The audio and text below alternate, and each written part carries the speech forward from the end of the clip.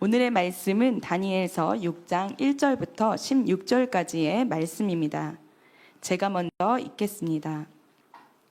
다리오가 자기의 뜻대로 고관 120명을 세워 전국을 통치하게 하고 또 그들 위에 총리 셋을 두었으니 다니엘이 그 중에 하나이라. 이는 고관들로 총리에게 자기의 직무를 보고하게 하여 왕에게 손해가 없게 하려 함이었더라.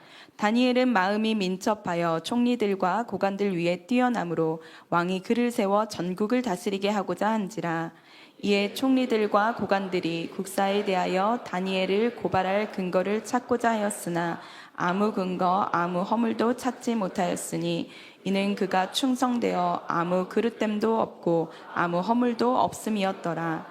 그들이 이르되 이 다니엘은 그 하나님의 율법에서 근거를 찾지 못하면 그를 고발할 수 없으리이다 하고, 이에 총리들과 고관들이 모여 왕에게 나아가서 그에게 말하되 다리오 왕이여 만수무강하옵소서.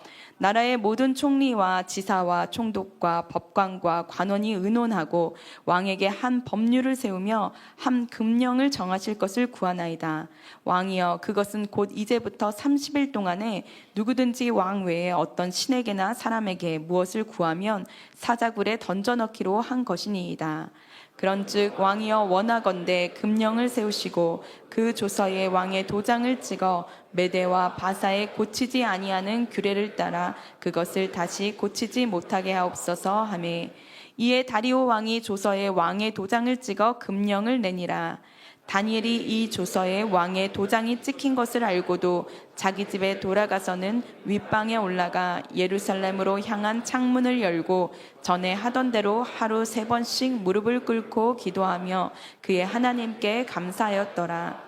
그 무리들이 모여서 다니엘이 자기 하나님 앞에 기도하며 간구하는 것을 발견하고, 이에 그들이 나아가서 왕의 금령에 관하여 왕께 아뢰되 왕이여 왕이 이미 금령에 왕의 도장을 찍어서 이제부터 30일 동안에는 누구든지 왕 외에 어떤 신에게나 사람에게 구하면 사자굴에 던져 넣기로 하지 아니하였나이까 하니, 왕이 대답하여 이르되 이 일이 확실하니 메대와 바사에 고치지 못하는 규례니라 하는지라.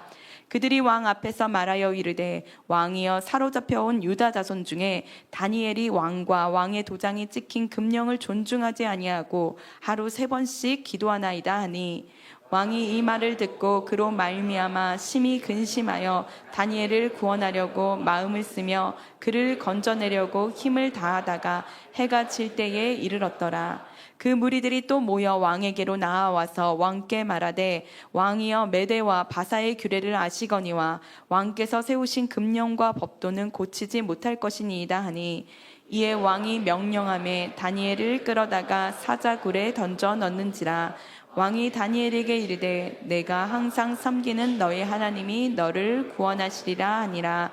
아멘. 다 함께 자리에 앉으시겠습니다.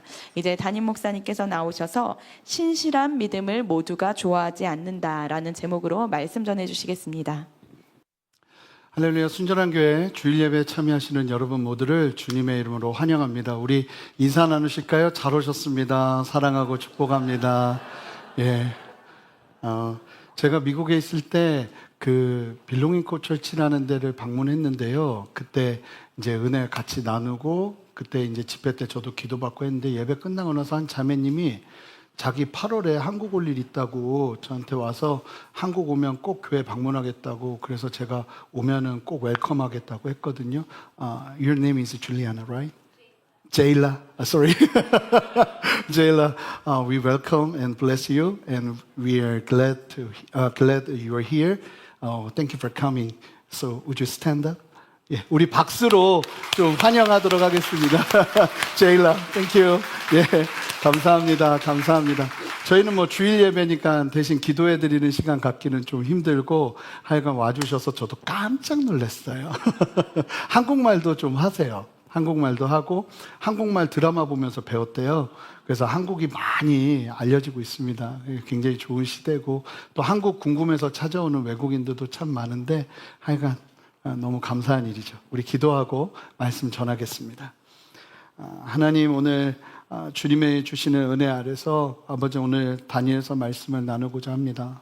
모두가 은혜 받게 하시고 듣게 하시고 깨닫게 하시고 하나님의 진리 안에서 나에게 주시는 아버지의 말씀 온전하게 들을 수 있는 은혜 허락하여 주시옵소서. 감사드리며 예수 그리스도 이름으로 기도합니다. 아멘. 주전 BC 539년 10월에 바벨론이 페르시아의 바사 제국에 의해서 멸망당했습니다. 고레스 왕이 이끄는 바사국 군대가 시대의 철옹성 같던 바벨론 성을 점령한 겁니다. 다니엘서 5장 31절을 보면 이렇게 이야기하고 있는데요. 물론 이 바사 왕 고레스가 점령한 게 맞아요. 바사 왕 고레스가 바벨론을 점령한 분명한 역사적인 기록이 있지만 성경은 고레스는 나중에 다시 언급을 하고 여기서 한번 31절 보시면 함께 읽어볼까요? 함께 읽겠습니다. 메대 사람 다리오가 나라를 얻었는데 그때 다리오는 62세였더라. 이 다리오가 누군지에 대한 설이 두 가지가 있습니다. 첫 번째는 다리오가 고레스 왕을 뜻하는 또 다른 이름이었을 것이다. 예를 들면 다니엘 이름하고 친구들 이름이 바벨론 이름이 있고 유대식 이름이 있잖아요. 그런 것처럼 다른 이름일 것이다 보는데 성경은 이 고레스 왕과 다리오 왕을 분명하게 구분을 합니다. 그러니까 굳이 같은 사람이면 그렇게 구분해서 다시 언급할 필요가 없겠죠. 근데 구분을 하는 것을 보면 분명히 같은 사람이라고 보기에는 좀 힘들지 않을까. 그럼에도 불구하고 좀 그런 게 의미가 있으니까 성경을 해석하기 더 좋으니까 그렇게 이야기하는 사람이 있고 또 여러 가지 의견이 있지만 앞으로 다리오 왕이 그 역사적인 기록을 보면요. 나보니두스 연대기에 의하면 이 고레스 왕이 바벨론을 정복하고 난 다음에 구바루라는 사람을 총독으로 임명을 해요.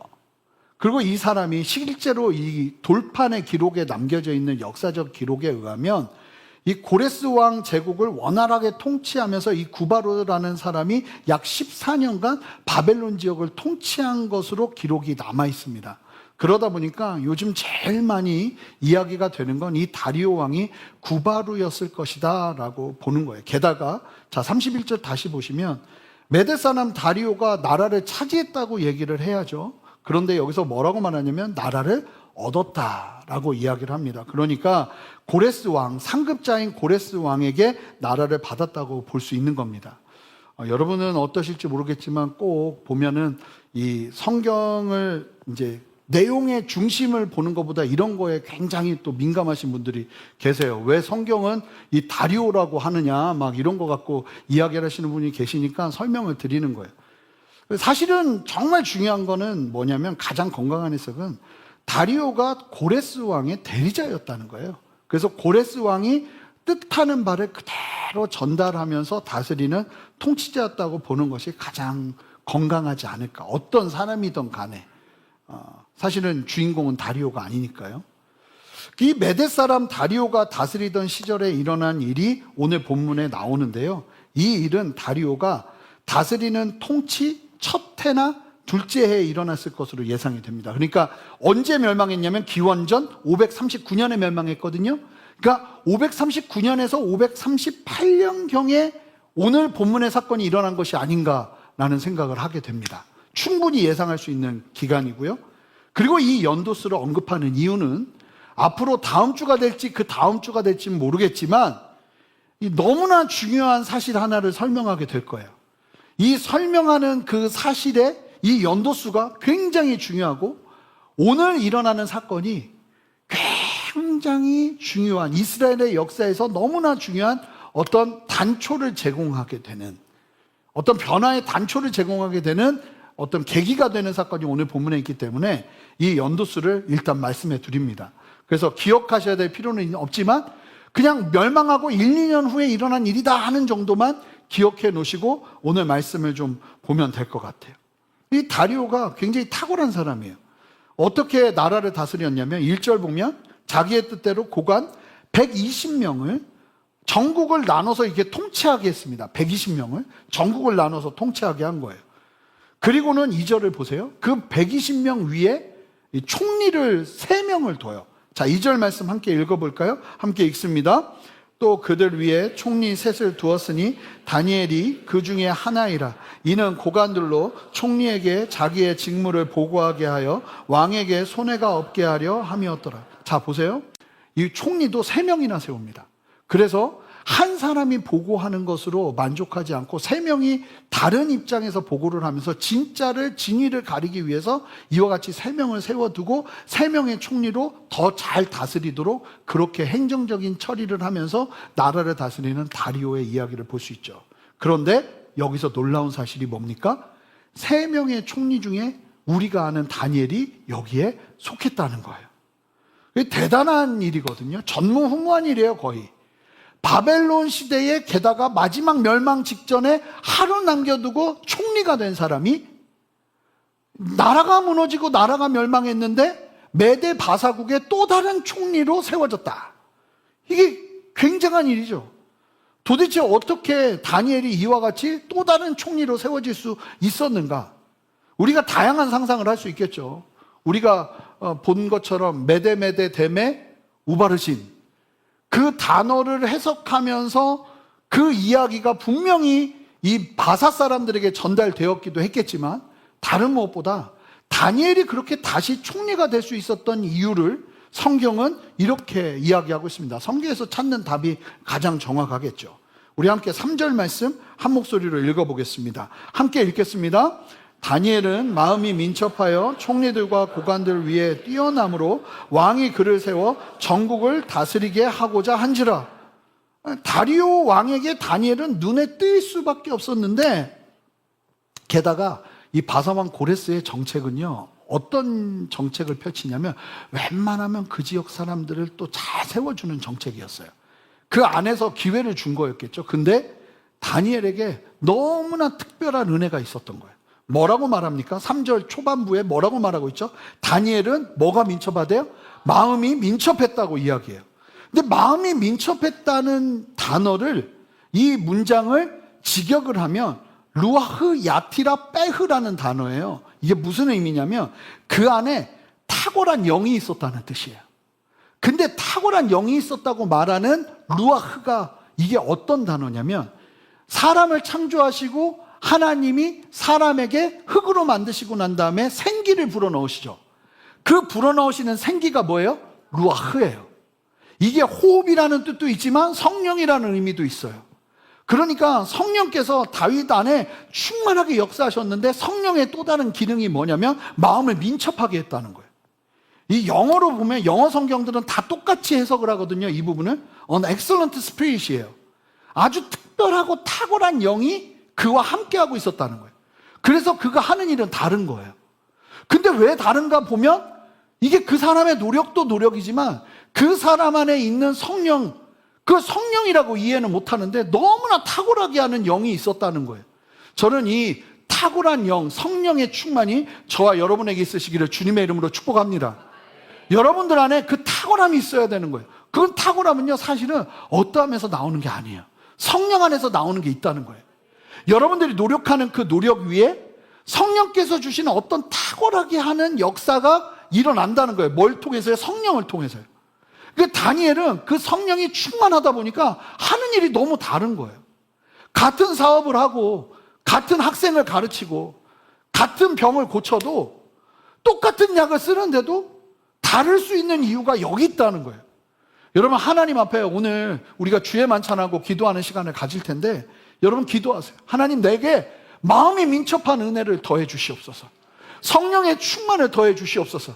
그래서 내가 하는 일에 여러분 빵을 구워도 밥을 해도 여러분 이 은혜가 필요하다고 저는 믿어요. 그래서 뭐가 다른 거예요. 그러니까 뭐가 다르지 보니까 영이 다른 거예요.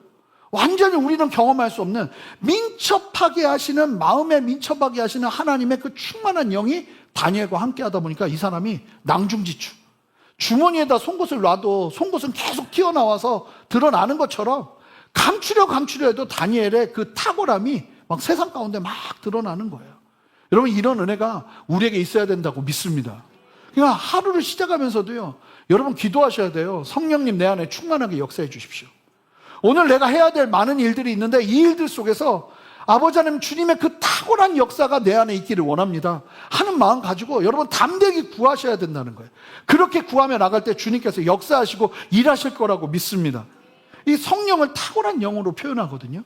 그러니까 교회 안에 사실은 무조건 모든 일에 탁월할 수는 없겠지만 그래도 이 탁월함에 대한 가치를 깨닫고 성령 안에서 구하고 어떻게 보면 내 일들 속에서 브레이크드루 하는 역사가 성령을 통해 일어날 수 있도록 그 기대와 소망으로 주님 앞에 나아가는 은혜가 반드시 필요하다고 믿습니다. 그래서 여러분들 하나님 앞에 이 탁월한 영의 충만을 구하세요. 기도하세요. 그러면서 나가는 거예요. 그런데요, 여러분 아시잖아요?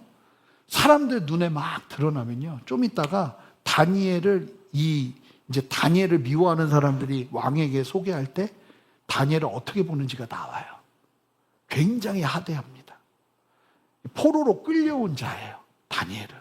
다니엘 앞에 수식어가요, 총리가 아니라, 똑똑한 총리가 아니라 포로로 끌려온 자. 근데 그 사람이 지금 우리보다 더 높아진단 말이에요. 그러니까 어떤 일이 벌어지는, 게다가 왕이 막 하트가 뿅뿅인 거예요. 막 다니엘만 나오면. 여러분 아시죠? 권위자는 사랑도 고르게 해야 돼요. 안 그러고 너무 이쁜 사람 막 하트 뿅뿅 하면요, 그 사람 죽습니다. 이게 시기 질투가 나오게 됩니다. 세상 제일 무서운 게 시기 질투는요, 모두를 하나 되게 하는 힘이 있어요. 이 시기 질투가 한번 발동하잖아요. 그러면 그 시기 질투가 있는 사람들끼리 막 자석처럼 붙는 힘이 있어요. 연합하여 한 몸을 이룹니다. 그러면서 막 일을 하는데 보세요. 다음과 같은 일이 벌어집니다. 4절. 이에 왕이 너무 다니엘이 탁월하니까 총리들 속에서도 제일 높은 총리로 세우고 싶은 거예요. 그 일을 하려고 하니까 이에 여러분 누가 총리들과 고관들이, 여기서 말하는 총리들은 누구를 말하겠어요? 3명 중 2명이요. 동료예요. 근데 3명 중 2명, 다니엘을 제외한, 그러니까 고관들이라고 하니까 거의 모든 신하들이 다 같이 이미 자기들끼리 모여 회의를 마쳤어요. 그러면서 다니엘 어떻게든 끌어내리자. 우리 위에 서게 할 수는 없다. 이러면서 근거를 찾고자 하는데 뭐라고 말하고 있습니까? 아무 근거, 아무 허물도 찾지 못하였으니 이는 그가 충성되어 아무 그릇됨도 없고 아무 허물도 없음이었더라. 다니엘은요, 이미 모든 걸 다 가져본 사람이에요. 권세도 다 누려본 사람이에요. 그가 80세 되었을 때, 80세가 넘어서 이 벨사살 앞에 섰을 때 마치 모든 상황을 초월한 것처럼 저는 괜찮습니다 하면서 하는 행동을 보세요. 이 다니엘은요, 하나님의 부르신 것 뜻밖에 없었던 사람이에요. 여러분, 이런 은혜가 우리에게 필요한 줄 믿습니다. 할 수만 있다면 최선을 다해서 이런 삶을 살아야겠죠. 그런데 기가 막힌 거예요. 그러니까 더 화가 나는 거예요. 왜 뒤졌는데 털었는데 아무것도 안 나오면 존경해야 되잖아요. 근데 참 신기하죠? 시기심이 들어가니까 뒤졌는데 털었는데 아무것도 없으니까 또 다른 도전 정신이 나오기 시작해요, 이 사람들한테. 참 무서운 거예요. 그러면서 세상의 모습이에요. 그들이 다니엘의 허물을 찾으려 하는데 아무리 찾아도 충성되어서 그 허물을 찾을 수 없으니까 그들이 어떤 결론으로 가는가? 이 다니엘이 어떻게 살았는지를 알 수 있는 대목인데 참 이 부분은 이제 오늘은 다룰 게 너무 많아요. 자, 5절 말씀 한 목소리 읽어보겠습니다. 이들이 내린 결론은 5절입니다. 함께 읽습니다. 시작. 그들이 이르되 이 다니엘은 그 하나님의 율법에서 근거를 찾지 못하면 그분을 고발할 수 없으리라 하고, 결국 내린 결론이 뭐냐면 이 사람 신앙 갖고 어떻게든 흔들어 봐야겠다. 유일한 약점이 될 수 있는 게 신앙이라는 거를 본 거예요. 너무 강한 신앙. 그의 신실한 신앙으로 인해 어려움에 처할 수 있는 상황을 만들기로 작정합니다. 그리고는 여러분 참 이 못된 짓을 할 때 이 모이는 지혜는 무섭습니다. 그러니까 어떤 지혜로 다가가냐면, 자 6절 7절 보세요. 왕이 다니엘을 너무 좋아하기 때문에 다니엘에게 함부로 다니엘을 해하게 할 수 있는 길을 찾기가 정말 쉽지 않아요. 그러니까 다니엘 얘기를 꺼내지도 않아요. 세상 사람들이 무섭다니까요. 이 시기심이 한번 발동하면 무섭더라고요. 자, 6절, 7절 이렇게 얘기합니다. 이에 총리들과 고관들이 모여 왕에게 나아가서 그에게 말하되 다리오 왕이여 만수무강하옵소서. 그러니까 우리는 지금 당신의 만수무강을 바랍니다 이러면서 나라의 모든 총리와 지사와 총독과 법관과 관원이 의논하고 왕에게 한 법률을 세우며 한 금령을 정하실 것을 구하나이다. 이게 거짓말이죠. 이렇게까지는 아니에요. 그런데 지금 왕에게 우리의 모두의 합치된 의견입니다 하면서 왕에게 금령을 선포해 달라고 얘기하는 거예요. 그러니까 왕이 뭔데? 하고 이제 묻는 거죠. 그랬더니 뭐라고 말하냐면 그것은 곧 이제부터 길지도 않아요. 이 사람들은 30일을 봐요. 30일 동안에 누구든지 왕 외에 다른 어떤 신에게나 사람에게 기도를 하면 사자굴에 던져 넣는 게 좋겠습니다. 이걸 왜 하는 거냐? 지금 나라가 막 시작된단 말이에요. 왕권이 강화돼야 된단 말이에요. 길게도 아니에요. 30일이에요. 30일 동안 왕에게 집중하면서 왕을 높여드리는 일들을 이 페르시아 제국, 바벨론 제국 전역에서 이 일을 하자고 제의를 하기 시작하는 거예요. 왕의 입장에서 너무 고맙죠. 기분이 좋죠. 게다가 30일이에요. 길지도 않은 시간이란 말입니다. 그 정도 하면 나라가 더 건강해질 것 같다는 생각이 들게끔 막 그렇게 이야기를 하는 거예요. 그러면서 만약에 그걸 어기면 이 사자굴에 던져서 그 사람을 죽이는 것으로. 근데 과연 누가 그걸 어기겠어요? 싶은 거죠. 왕이 이제 마음을 놓고 이야기를 듣습니다. 그러자 그들은 왕에게 더 치밀하게 요청합니다. 8절, 9절. 그런즉 왕이여 원하건대 금령을 세우시고 그 조서에 왕의 도장을 찍어 메대와 바사에 고치지 아니하는 규례를 따라 그것을 다시 고치지 못하게 하옵소서. 이 사람들이 이제 작전을 짜는 거예요. 도장을 찍어서 어느 누구에게도 예외가 없도록 그 조서에 도장을 찍어서 법령으로 선포해 주십시오. 그러자 다리오 왕이 좋으니까요. 왕권을 강화하게 하는 법을 신하들이 다 왕을 위해서 만들었다 하니까 좋으니까. 9절 보시면 이에 다리오 왕이 조서에 왕의 도장을 찍어 금령을 내립니다. 이제 이거는 어기면 누구라도 왕의 어머니라도 죽을 수밖에 없는 상황이 펼쳐진 겁니다. 그런데 이 상황을 소식을 접한 다니엘이 한두 살도 아니고 80이 넘은 나이에 자기를 빼고 모든 신하들이 함께 회의를 해서 왕에게 건의를 한 이 사건을 모르겠어요? 알죠. 그리고 이 법령이 목적이 무엇인지 모르겠어요? 다니엘은 딱 보는 순간 다니엘은 아는 거예요. 그런데 다니엘이 이 조서가 내리자 30일만 참으면 되는 거예요, 어떻게 보면. 그런데 다니엘이 무엇을 결정하는가? 10절 함께 한 목소리로 읽어보겠습니다. 함께 읽겠습니다. 다니엘이 이 조서에 왕의 도장이 찍힌 것을 알고도 자기 집에 들어가서는 윗방에 올라가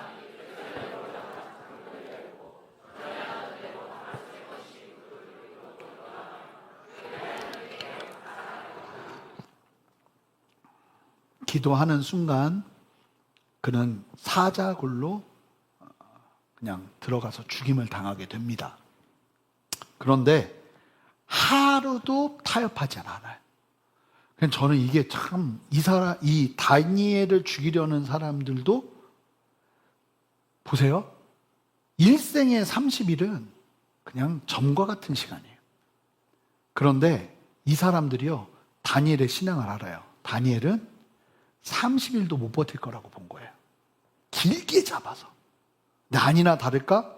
다니엘은 이 조서가 쓰여 있음에도 불구하고 이것을 어기면 죽음에도 불구하고 다니엘이 무엇을 선택합니까? 충분히 예상하는 건 창문을 더 넓게 열고 엎드려 하루에 3번씩 모두가 볼 수 있게 기도를 합니다. 아침, 정오, 저녁. 그런데 여러분, 성경에서 그렇게 기도하라고 정확하게 나와 있는 명령이 있는 것도 아니에요. 이건요, 다니엘이 바벨론에서 살면서 그 스스로가 신앙을 지키는 자기의 경건의 루틴이었어요. 근데 이 경건의 걸음이 나라의 제도와 나라의 법령을 통해서 막히니까 다니엘이 어떻게 하냐면 포기하지 않습니다. 그리고 바로 그날 그 법령이 선포된 날 다니엘은 모든 사람들에게 들켜버려요. 자, 그러자 대적들은 옳았구나 하면서 바로 왕에게 다니엘을 고소합니다. 이에 그들이 12절 13절 보세요. 나가서 여러분 얼마나 철저하게 이 다니엘을 죽이려 하는지 보세요. 자, 어떻게 다가가냐면 왕에게 다가가자마자 왕이시여 다니엘이 어겼습니다를 안 해요. 그러면 왕의 마음이 혹시나 변할까 봐 어떻게 얘기하냐면 보세요. 그들이 나아가서 왕의 금령에 관하여 왕께 아뢰되 왕이여 이미 금령에 왕의 도장을 찍어서 이제부터 30일 동안에는 누구든지 이제부터잖아요. 그러니까 첫날이에요. 30일 동안에는 누구든지 왕의 어떤 신에게나 다른 사람에게 구하면 사자굴에 던져놓기로 하지 아니하였나이까 하니 왕의 대답을 듣고 싶은 거예요. 유도하고 있는 거죠. 그때 왕이 맞다고 누구라도 사자굴에 집어넣을 것을 내가 도장까지 찍어서 조서로 발표했다고 이야기를 해요. 그러니까 13절에 기다렸다는 듯이 그들이 왕 앞에 말하여 이르되 왕이여 다니엘을 뭐라고 말해요? 사로잡혀온 유다 자손 중에 다니엘. 이게 그들이 보는 시각이었던 거예요. 얼마나 힘든 시간을 보냈을까요? 그런데 이야기하는 거예요. 그 다니엘이 왕과 왕의 도장이 찍힌 금령을 존중하지 않고 하루 3번씩 기도하나이다 딱 듣는데 그제서야 왕은 아차 싶은 거예요. 죄송해요. 이놈들이 이렇게 난리를 피면서 한 이유가 여기 있었구나를 알게 된 거죠. 다니엘 죽이려고 이러고 있구나. 그래서 나중에 보시면 다음 주에 보실 텐데 다니엘이 사자굴에 들어가서 살아나자 다니엘 죽이려고 한 사람들 다 사자굴에 집어넣어 버립니다. 왕이 괘씸한데 여기서 쉽게 말하면 다니엘을 살리면 나라가 기반이 처음인데 첫 시작점인데 이게 너무 흔들리는 거예요. 왕 보세요. 14절 함께 읽어볼까요? 왕이요 뭐 난리가 납니다. 함께 읽습니다. 시작.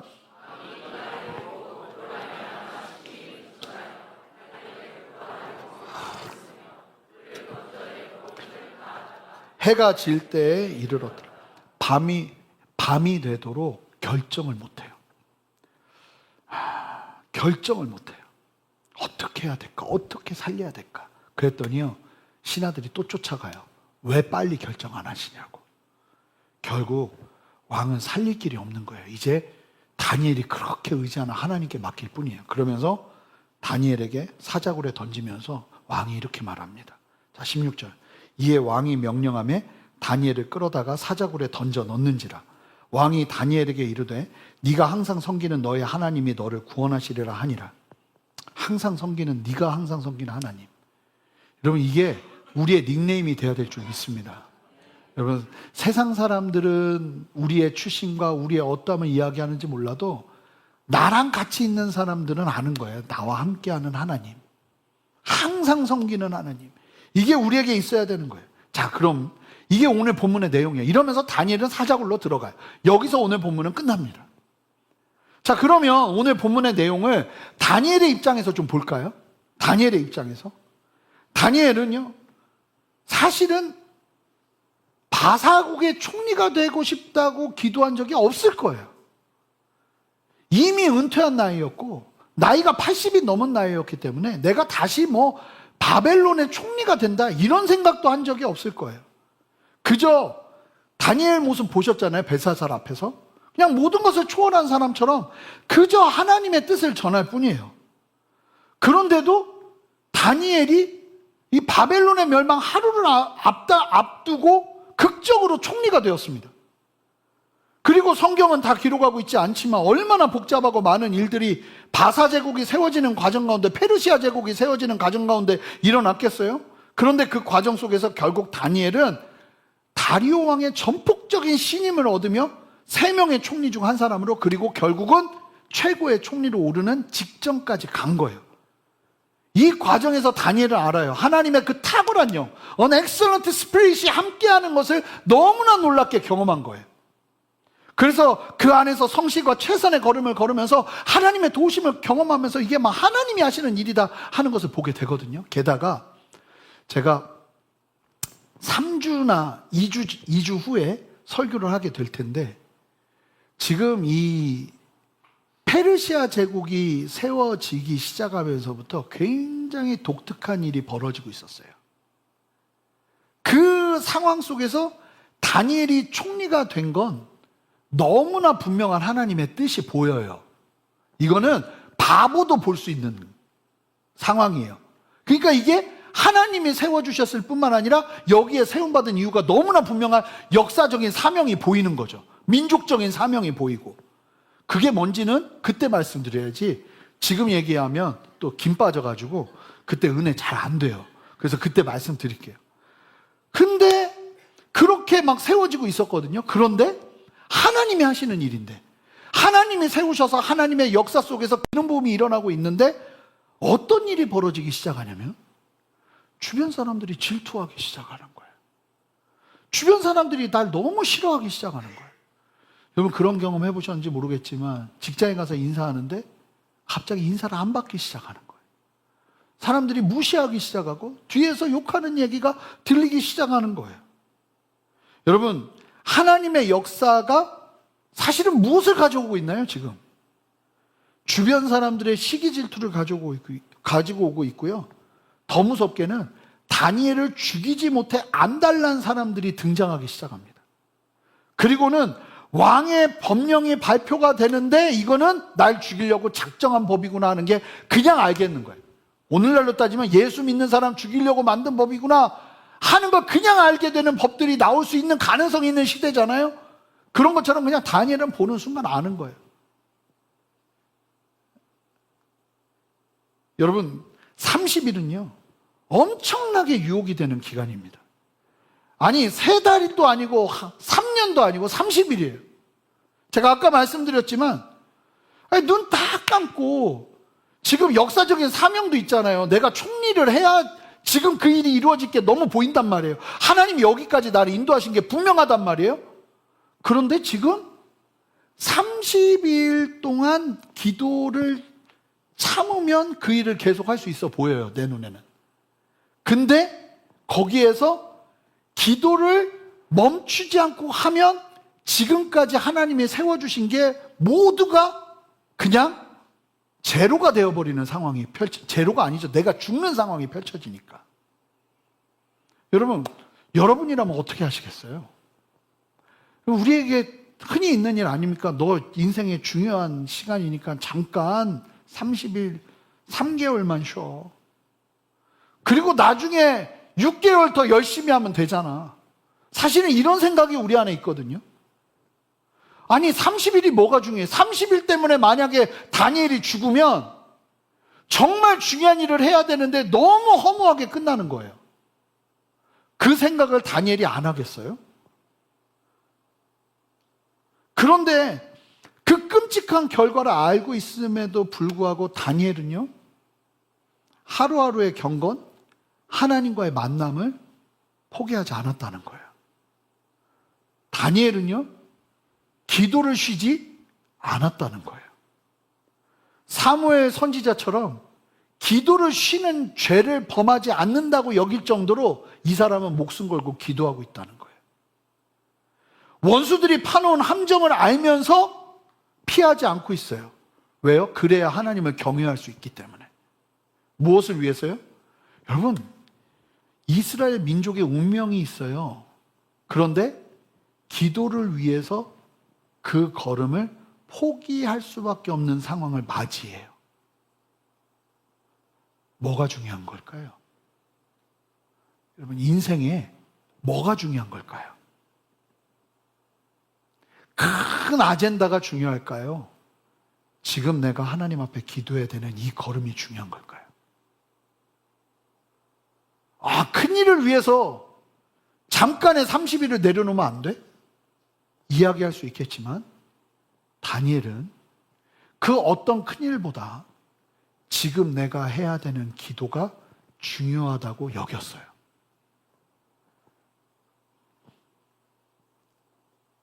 받아들여지시는 거죠. 지금 받아들여지시는 거 맞죠? 이 분위기가 중요하잖아요. 근데 하루도 타협하지 않아요. 그냥 기도하다가 죽어야지 하는 걸음을 선택해버려요. 다니엘은요, 자 보세요. 오늘 말씀에 나 사자굴에서 살려주세요라는 기도도 하지 않아요. 어떤 반응도 하지 않아요. 야, 니들이 어떻게 나한테 그럴 수 있어? 나랑 같이 내가 너희들 얼마나 도와줬는데 분명히 도움 많이 얻었을 거라고요. 다니엘 통해서. 근데 여기서 뒤에서 칼을 꽂아? 이러질 않는다는 거죠. 오직 뭐 하냐면 경건으로 인해 닥쳐온 어려움을 경건으로 뚫어내요. 기도를 못하게 하는 어려움을 기도로 뚫어냅니다. 더 충격적인 건 하나님이 이 절대적 절명의 과정에서 침묵하고 계신다는 거예요. 사랑하는 성도 여러분, 서운한 하나님의 침묵을 만날 때가 있습니다. 인생 속에서. 서운한 하나님의 침묵이요. 왜 하나님은 내가 가장 고귀한 믿음의 꽃을 피우는 이때에, 이 믿음의 순종을 하고 있는 이때에 이 어려움 속에서 침묵하고 계시는 것일까? 그런 상황을 만날 때가 있다는 거예요. 근데 제가요, 다니엘서 강해 설교를 이때 할 수 있는 게 얼마나 감사한지, 이게 설교학 교수님이 그러시더라고요. 이런 이걸 묵시 문학이라고 그러거든요. 요한계시록, 다니엘서 이런 거는 교회가 시작되고 초기에 절대로 하면 안 된대요. 다 시험에 빠질 수 있대요. 처음에 복음, 구원 이런 것들을 충분히 나누고 진리로 익숙해진 성도들과 봐야 되는 말씀이 다니엘서라는 거예요. 근데 왜 하나님이 이때 다니엘서를 우리로 하여금 보게 하실까 하는데, 저는 시대 속에서도 상황 속에서도 너무 많이 이해가 되는 거예요. 그런데요, 다니엘서를 강의하면서 제가 내린 분명한 한 가지가 있어요. 결론. 뭐냐면 신앙의 걸음에서 실망이라는 것은 그냥 백해무익이라는 거예요. 자, 저를 따라서 외쳐볼까요? 실망은 백해무익이다. 여러분, 만약에 여러분들이 최선을 다해서 주님을 사랑하는데 여러분을 실망케 하는 상황이 오잖아요. 그러면 오늘 말씀으로 정리 끝낼게요. 실망은 곁에도 두지 마세요. 아멘. 곁에도 두지 마세요. 싹도 허락하지 마세요. 싹이 나올 것 같으면 바로 밟아버려요. 예수 이름으로 명하노니 그냥 밟아버려요. 넌 없어. 넌 실망은 없어. 내 인생에 실망은 없어. 정말 놀라운 사실이, 너무 놀라운 일들이 계획되어 있거든요. 다니엘의 이 다음에 일어날 일들 속에서. 근데 다니엘은 그럴 때마다 마치 영적 전쟁처럼 큰 도전을 만났어요. 하나님은 정말 사랑하는데도 어려움이 오잖아요. 그건요, 해산을 위한 고통의 시간인 거예요. 여러분, 믿음으로 아멘 하시기 바랍니다. 그러니까 어렵고 힘들어도 이겨내고 주님 안에서 분명하게 신앙 안에서 주님 붙잡고 가는 걸음이 필요하지, 여기서 주님 이게 뭐예요? 나는 왜 죽어야 돼요? 나 이렇게 죽을 수 없어요. 이러면 이게 말이 안 된다는 거예요. 분명히 내가 너무나 하나님을 사랑하는 걸음을 걷고 있는데 고난이 찾아온다. 이유가 있다는 거예요. 반드시요. 주님을 신실하게 따르는 걸음 속에서 순종하고 있는데 어려움이 있다. 이건 반드시 이유가 있다는 거예요. 반드시요. 무엇으로 이겨내야 되는가? 순종으로 이겨내는 거라는 거예요. 여러분, 서운한 하나님의 침묵이 있어요. 그리고 참 신기하게 희한할 때 하나님이 응답하세요. 언제요? 사자 굴에 빠질 때, 뭐 이럴 때. 그러니까 거의 죽기 직전까지 가지 않는 이상 하나님이 그런 때는 침묵하신다는 거예요. 이상하게 생각하지 마세요. 그리고 잘 보세요. 다니엘은요, 고의적으로 나라의 총리가 고의적으로 국가의 법을 어기고 있어요. 지금 법이 선포됐거든요. 그러니까 법이 선포됐기 때문에 그 법대로 살아야 돼요. 30일. 30일은 긴 시간이 아니에요. 30일만 그냥 왕이 원하는 대로 그 법대로 움직이면 돼요. 그런데 다니엘이 그 법을 어기잖아요. 로마서 13장 1절 2절 말씀 기억하세요? 각 사람은 위에 있는 권세들에게 복종하라. 권세는 하나님으로부터 나지 않음이 없나니 모든 권세는 다 하나님이 정하신 바라. 그러므로 권세를 거스리는 자는 하나님의 명을 거스림이니 거스리는 자들을 심판을 자처하리라.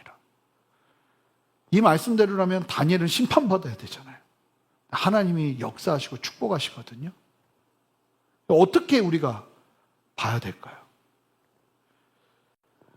사도 베드로와 사도들이 유대 당국으로부터 어떤 제재 조치를 당합니다.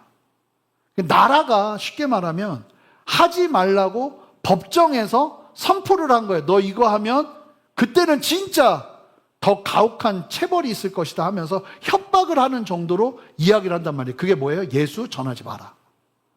그게 법이 되었어요. 근데 이제 사도와 베드로와 사도들이 이 법을 어떻게 대하는가? 사도행전 5장 29절 한 목소리, 오늘 좀 이 부분이 정리되기를 바랍니다. 5장 29절 한 목소리 읽습니다. 시작.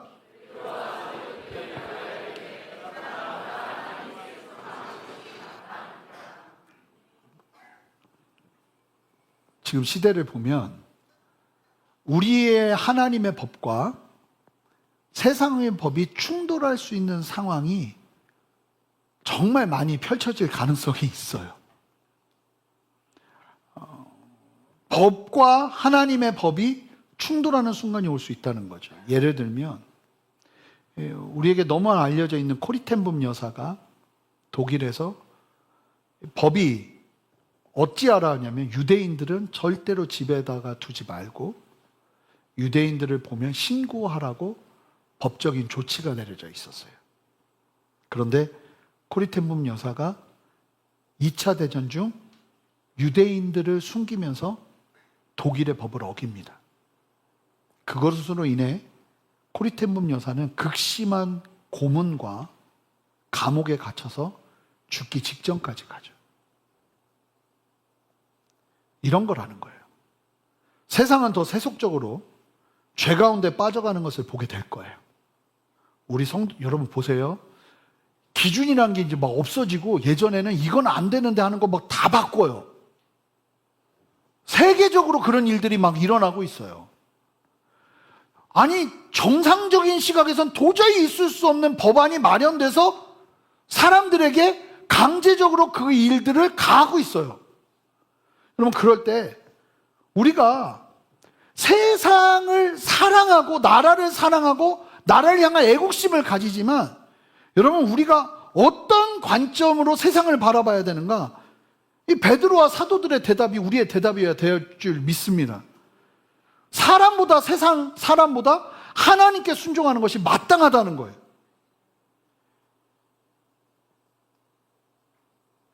여러분, 믿는 자가 신력까지 갖추면요, 세상에 위협이 될 가능성이 커요. 그런데 성경이요, 이런 내용을 마치 공식처럼 얘기해 줍니다. 디모데후서 3장 12절 말씀입니다. 한 목소리로 읽겠습니다. 시작. 무릇 그리스도 예수 안에서 경건하게 살고자 하는 자는 박해를 받으리라. 여러분, 세상에서 예수 믿으면서 제대로 살려고, 경건하게 살려고 하면 박해를 받을 것이라고 말해요. 그런데 다니엘이 어떻게 박해를 대하나요? 경건으로 박해를 대면합니다. 경건 때문에 박해가 왔는데 뭘로 이겨요? 경건으로 박해를 대면하기 시작해요. 기도하지 말라는 법령이 선포되니까 더 간절하게 기도하기 시작해요. 여러분, 그 상황을 다니엘은 어떻게 봤냐면 30일을 참자를 본 게 아니라 더 간절하게 기도해야겠구나 하는 하나님의 메시지를 듣기 시작하면서 그는 포기하지 않고 주 앞에 나가기 시작하는 거예요. 여러분, 주님 안에서 경건히 살고자 하는 자는 박해를 받을 거라는 거예요. 디모데후서 3장 12절을 제가 설교 준비하다가 준비하는데 계속 어떤 단어가 계속 눈에 가냐면 박해를 받으리라, 이 단어가 너무 눈에 가는 거예요. 그래가지고 원문이 뭐라고 하고 있나 찾아봤어요. 찾아봤더니 이 박해받다는 의미로 쓰인 단어가 굉장히 재밌는 단어가 사용이 돼요. 이 디오코라는 단어인데요. 디오코라는 단어. 이 단어가요, 전혀 생뚱맞게 다른 뜻 두 개를 같이 가지고 있는 단어예요.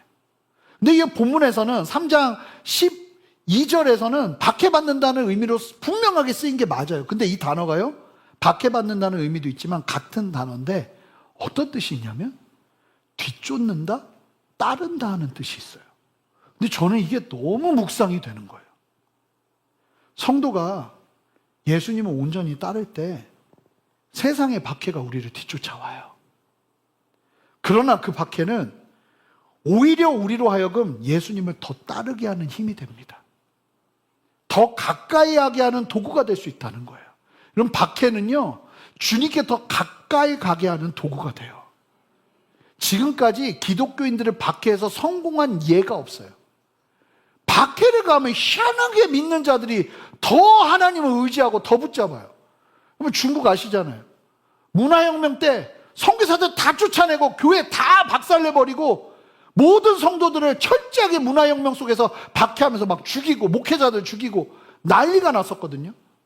근데 10년이 지나서 가보니까 이 중국 선교 200년, 300년 역사 속에서 할 수 없었던 일들보다 더 많은 일들이 10년 동안 일어나서 지하교회가 급격하게 부흥해서 일어나 있는 현상을 보고 선교사들이 완전히 뒤집어지는 거예요. 선교는 하나님이 하는 것이구나. 이 박해는요, 우리로 하여금 예수님을 뒤쫓게 하는 거예요. 다니엘을 보세요. 자신을 쫓아온 박해 앞에서 어떤 변명도 어떤 원망도 하지 않아요. 그저 오늘 본문에서 보여주는 다니엘은 변함없이 경건의 자리를 붙잡습니다. 여러분, 기도의 자리가 이렇게 중요한 겁니다. 저는 예배의 자리도 마찬가지라고 믿습니다. 여러분, 예배의 자리를 타협하지 마시기 바라요. 절대로요. 목숨을 걸고 지켜내시길 바라요. 그리고 부모가요, 자녀에게 그걸 보여주셔야 돼요. 우리 어머니, 우리 아버지는 신앙만큼은 타협하지 않는 분이라는 걸 보여줘야 돼요. 그걸 보고 잘해야 돼요. 위대한 일이 기다리고 있다 보니까 이 완전히 대가지불 같은 이러한 상황이 반드시 있다는 거죠. 하나님의 생명을 막는 세상의 도전을 경건으로 이겨내는 우리가 되어야 될 줄 믿습니다. 자, 이제 주의 만찬을 할 텐데요. 세상의 어떠함에 우리의 반응은, 여러분, 세상이 우리를 힘들게 하고 지금 이 자리에 와 계신 분들 중에 힘들고 어려운 분들이 계실 수 있죠. 근데 여러분, 세상이 어떠한다 할 때 우리의 반응은 세상을 향해 하는 게 아니에요. 주님 안에서 우리의 답은 여러분 경건으로 찾는 거예요. 예배와 기도와 주의 떡과 잔을 나누며 예수님을 뒤쫓는데 더 가까이 나아가는 거예요. 신실함으로 하나님을 붙잡으면서 어려움을 이겨내는 거예요. 그 걸음이 저와 여러분에게 있으시길 바랍니다. 만약에 신실한 믿음을 도전하는 세상을 만난다면 기억하세요. 실망과 낙심과 타협이 아니라 30일도 내어줄 수 없는 거예요. 믿음으로 함께 담대히 서는 저와 여러분 되시기를 주님의 이름으로 축복합니다. 함께 기도하겠습니다. 하나님, 오늘 말씀 기억하며 아버지, 주님의 피와 주님의 살을 상징하는 주의 만찬을 대합니다.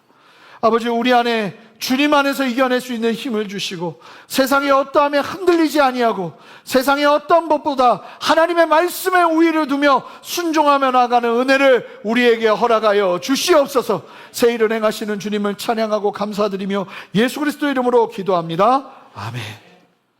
우리 주의 만찬 위원분들은 앞으로 나와주시기 바랍니다.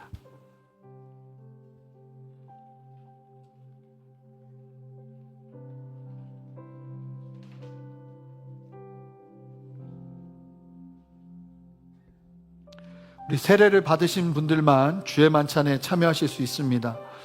예수님께서 우리에게 하라고 명령하신, 직접 명령하신, 꼭 이 일을 하면서 기념하라고 명령하신 주님의 명령입니다. 그래서 우리는 할 수만 있다면 한 달에 한 번씩 이 일을 하는데요.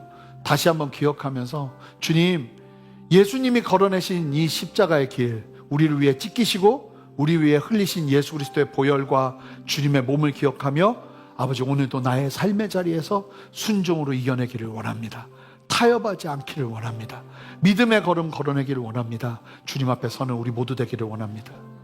예수님께서 잡히시기 전날 밤 이와 같이 떡을 떼시며 제자들에게 주님의 몸을 상징하는 이 떡을 나누시면서 이 떡은 너희를 위해 찢기는 나의 몸을 상징하는 것이니 이것을 먹을 때마다 나를 기념하라.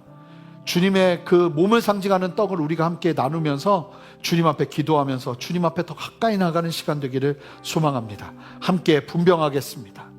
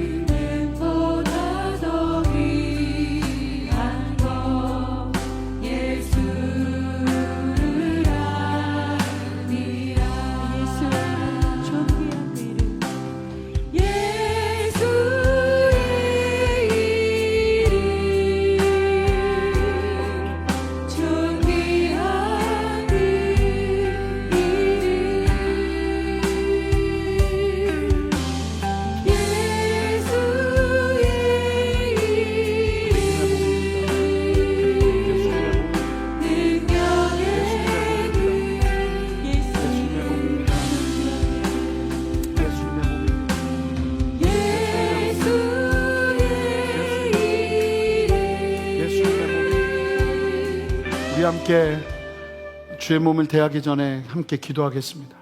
예수님, 나를 살리기 위해 찢기신 예수님의 그 걸음 기억하면서 하나님, 주님을 부끄러워하지 아니하고 이 땅에서 주님 경건으로 우리의 삶의 문제들을 이겨내는 그 역사를 누리기를 원하오니 이 시간 생명으로 우리 안에 다스려 주시옵소서. 감사드리며 예수 그리스도 이름으로 기도합니다. 아멘. 함께 주님의 몸에 동참하시겠습니다. 예수님께서 또한 이와 같이 떡을 나누신 후에 잔을 들어 축사하시면서 예수님의 보혈을 상징하는 이 잔을 들어 말씀하셨습니다. 이 잔은 너희를 위해 흘리는 나의 언약의 피니 이 잔을 마실 때마다 나를 기념하라. 주님의 그 보혈의 은혜로 우리를 온전케 해주시기를 간절히 사모하며 함께 분잔하도록 하겠습니다.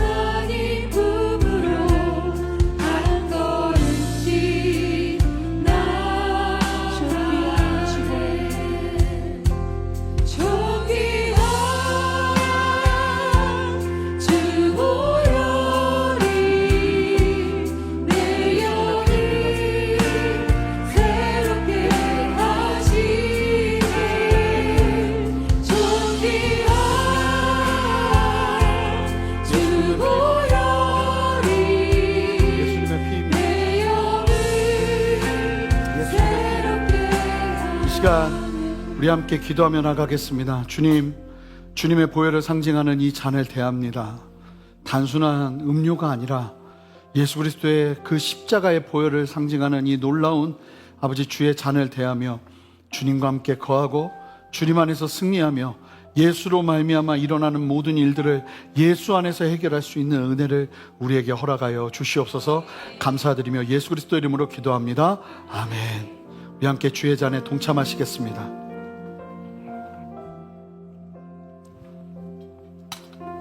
우리 다 같이 좀 일어서실까요?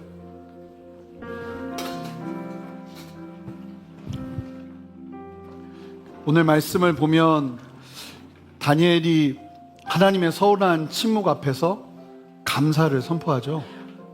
기도를 쉬지 않습니다. 하나님의 그 서운한 침묵 앞에서 그의 걸음을 절대로 포기하지 않습니다.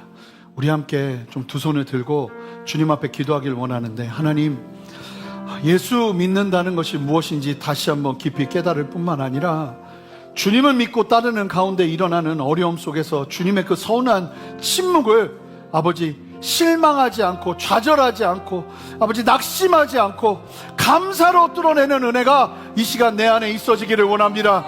주여, 감사를 고백하기를 원하오니 주여, 나의 고백 위에 영광받아 주시옵소서. 주님의 만지심을 보게 하여 주시옵소서. 예수로 일어서게 하여 주시옵소서. 함께 두 손을 들고 주님의 이름 한번 부르며 기도합니다. 주여, 하나님 역사하시고 주님의 이름을 높여드리고 주님을 찬양합니다. 성령 안에 난 사람 한 사람을 만져주시옵소서. 성령 안에 난 사람 한 사람을 새롭게 하여 주시옵소서. 하나님의 놀라운 기름 부으심과 하나님의 놀라운 기름으로 우리 안에 부으시므로 주님 역사하여 주시옵소서. 세상에 가시는 주님을 찬양하오니 하나님의 일을 이루시고 하나님의 역사를 나타내시옵소서. 하나님의 일하심을 보게 하여 주시옵소서. 하나님, 세상에 가시는 주님을 찬양합니다. 하나님의 거룩한 자옵소서. 아버지를 만시우니 실망이 떠나가게 하시고 주님 앞에 담대할 수 있도록 도와주시옵소서. 하나님 역사하여 주시옵소서. 하나님, 주님 보게 하시옵소서. 하나님 가운데 있게 하시옵소서. 아버지 하나님, 마지막 시대를 준비하고 서게 하여 주시옵소서. 아멘. 한 가지를 더 기도하기를 원하는데, 다시 한번 우리 두 손을 들고 다른 무엇보다 우리 순전한 교회가 주님의 마지막 시대를 준비하는 교회 되기를 원하오니 하나님, 우리를 사용하여 주시옵소서. 세상의 어떤 것보다 하나님의 법을 우위에 두고 아버지를 타협하지 않고 나아가는 믿음의 걸음이 우리 교회의 걸음 되게 하여 주시옵소서. 하나님, 무장시켜 주시옵소서. 담대하게 하여 주시옵소서. 교회의 일원으로 함께 한마음으로 나아가는 은혜를 허락하여 주시옵소서. 믿음으로 이겨내게 하여 주시옵소서. 우리 성도들의 어려움 믿음으로 이겨내는 일들이 정상적인 걸음이 되게 주님 역사하여 주시옵소서. 그렇게 우리 교회를 주께 올려드리며 주님의 이름 세 번 부르며 기도합니다. 주여, 주여, 주여. 주님 역사하시는 주님을 찬양합니다. 하나님, 오늘의 보시옵소서. 하나님, 마지막 때를 준비하는 교회로 우리를 세워주시옵소서. 마지막 시대를 준비하는 교회로 우리를 세워주시옵소서. 오직 주님만의 말씀으로 주 앞에 서는 은혜를 허락하여 주시옵소서. 성령이여, 깨워주시옵소서. 성령이여, 깨워주시옵소서. 담대하게 하옵소서. 하나님의 은혜 안에 서게 하옵소서. 하나님의 마음 가지고 서게 하옵소서. 마지막 세대를 준비하는 아버지 믿음의 걸음을 걸어내는데 두려움없이 주님 앞에 쓰임받는 은혜를 허락하여 주시옵소서. 하나님의 주님 역사하여 주시옵소서. 하나님의 주님 일하여 주시옵소서. 두려움없이 주님을 바라보게 하시고 두려움없이 주님을 따를 수 있도록 주님 역사하여 주시옵소서. 생각이 바뀌게 하시고 마음이 바뀌게 하시고 태도가 바뀌게 하시고 하나님의 믿음의 고백으로 나아가는 은혜를 허락하여 주시옵소서. 세계를 가시는 주님을 찬양합니다. 성령의 충만함에 우리를 깨워주시옵소서. 아멘.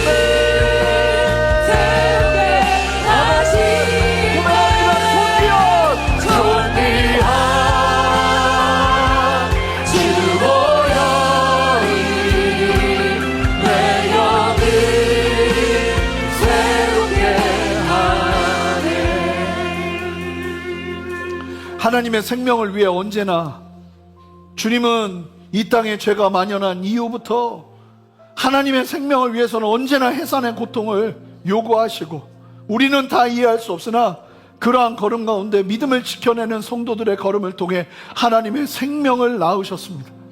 하나님, 이 사실을 우리가 놓치지 않게 하시고 잃어버리지 않게 하시고 희미해지지 않게 하여 주셔서 담대하게 일어서는 은혜를 허락하여 주시옵소서.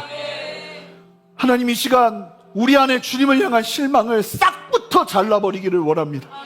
예수 보혈로 우리를 새롭게 하여 주시고 아버지의 진리로 우리를 온전케 하여 주셔서 주님을 따르는 믿음의 걸음 담대하게 걸어낼 수 있도록 역사하여 주시옵소서.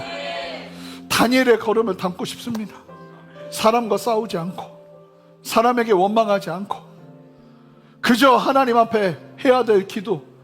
오늘 모습에서 보여지는 다니엘은 기도와 감사 두 가지였습니다. 하나님, 그 모든 상황 속에서 우리가 어떠한 이야기를 할 수 있는다 할지라도 우리에게서 드러나는 두 가지 기도와 감사의 길을 소망하오니 하나님, 우리의 자리에서 그 승리의 싸움을 싸워낼 수 있는 힘과 능력을 더하여 주시옵소서. 주로부터 오지 않는 연민과 안타까운 마음과 세상적인 모든 생각들이 정리되게 하여 주시고 아버지의 진리로 새롭게 하셔서 아버지, 우리를 온전케 하시는 주님을 보게 하여 주시옵소서. 강하고 담대케 하여 주시고 낙심치 않게 하여 주시고 하나님 앞에 온전히 서는 은혜 우리에게 허락하여 주시옵소서. 오늘도 그렇게 우리 안에 역사하시는 주님을 찬양하고 감사드리며 예수 그리스도 이름으로 기도합니다. 아멘. 우리 주님께 영광의 박수 올려드리겠습니다.